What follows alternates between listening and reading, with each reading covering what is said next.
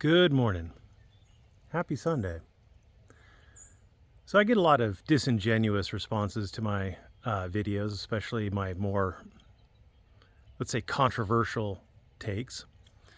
And so normally I don't give a lot of importance to correcting the disingenuous people because they're disingenuous and there's no amount of correction that you could really make because they're not going to take what you say in the way that it was intended.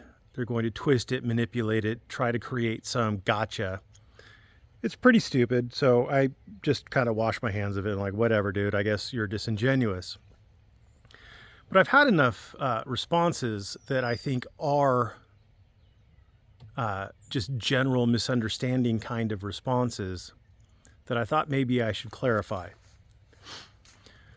Remember the subject that we were talking about, Fuentes, and remember my particular statement, on political issues, I sample from the left, the right, the middle, the far left, the far right, because no one side, as far as I can tell, has completely accurate observations, and no one side, as far as I can tell, has complete prescriptions that would, in fact, correct the issues that our society currently faces. And so people have taken that because, I said, you can't just dismiss a person based on their bad ideas. And maybe I should have clarified more. You can't just dismiss a person who represents a significant political movement in the United States because, that is a bad person. Because that person is just a person. But what that person represents is a group of people who share some, most, all of the observations, the grounding facts, and the prescriptions for dealing with those observed facts.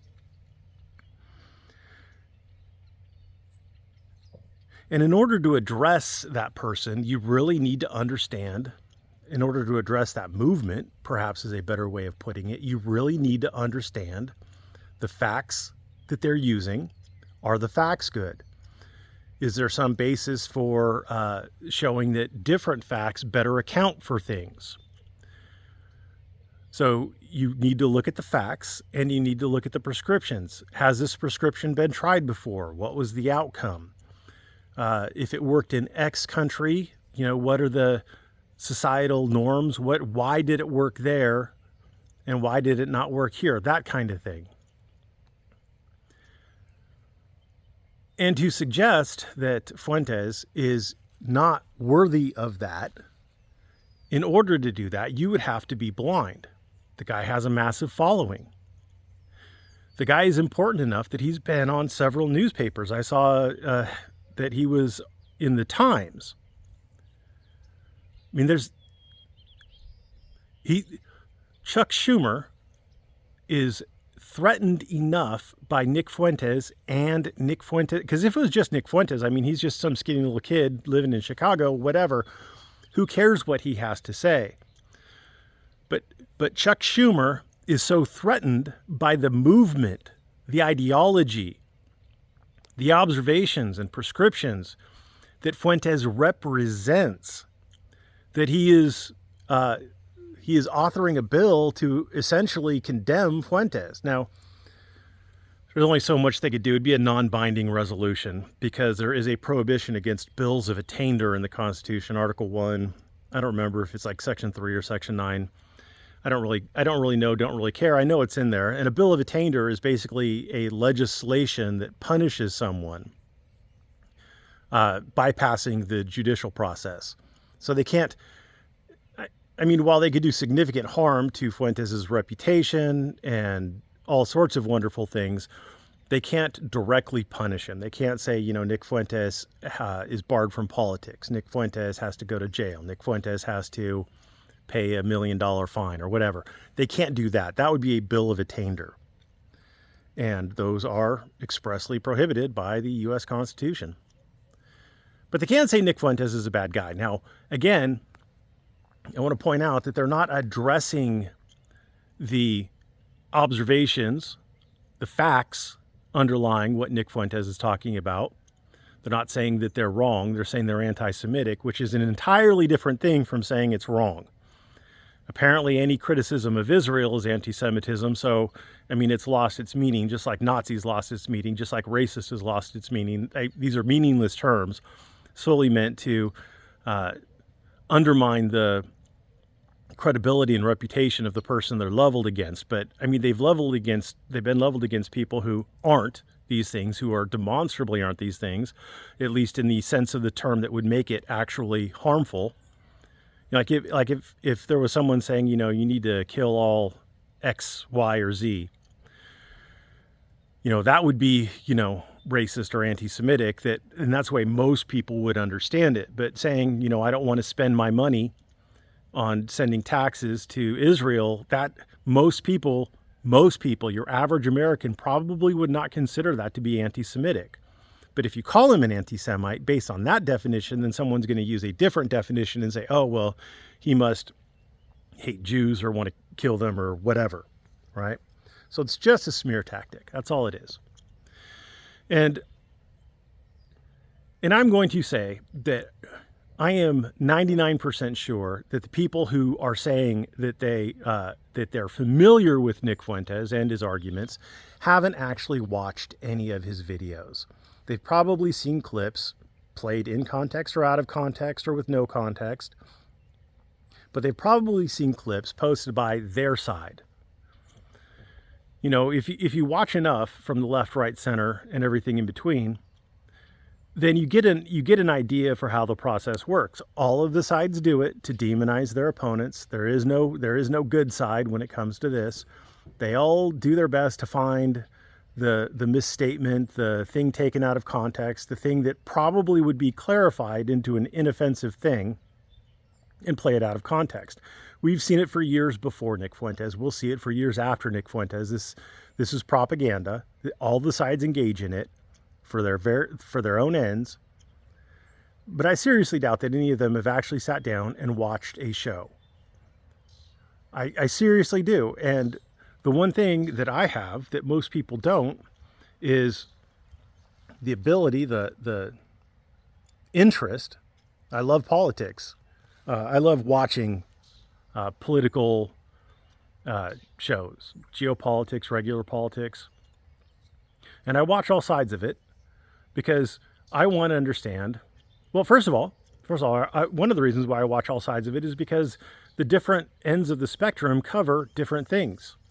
So the left might be talking about X, the center might be talking about Y, and the right might be talking about Z. And if all you did was watch, let's say, the right, you would never know about X or Y.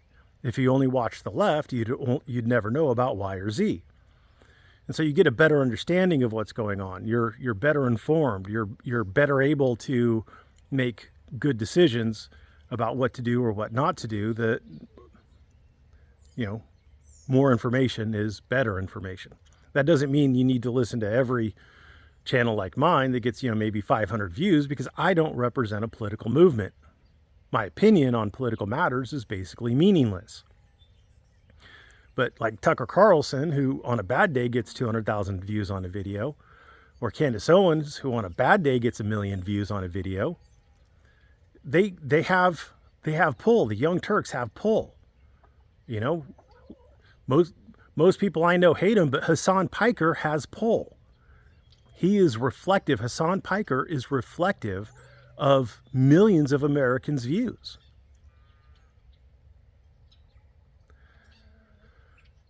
So all the sides have to be taken into consideration. At least, I guess you'd need to use a little bit of judiciousness in figuring out who is speaking for a statistically significant percentage of the population.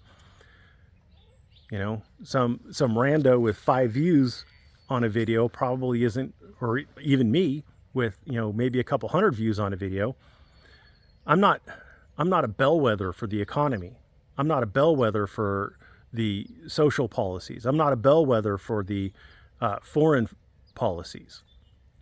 I can't tell you the way America's leaning because my audience isn't a political audience, mostly, and I don't represent any. I'm a monarchist. I mean, how many monarchists are there out there in the U.S.? Probably not a lot, right? So,